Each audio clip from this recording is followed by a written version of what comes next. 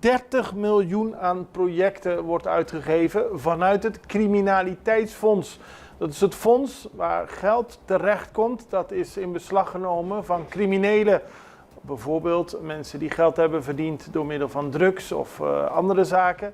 De auto's, de boten, al die zaken die worden geveild. Dat geld komt in het Criminaliteitsfonds.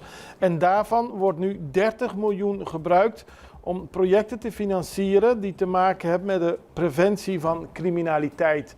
Er zijn 18 verschillende projecten en het gaat om een bedrag van in totaal 29,2 miljoen gulden. Dat heeft de minister van Justitie in een beheersplan opgesteld. Het gaat natuurlijk om minister Charlton Hato. Dit jaar wordt er veel geïnvesteerd in de preventie van criminaliteit en op het gebied van preventie en educatie en sportprogramma's. Om zo in te spelen op criminaliteit onder jongeren en vooral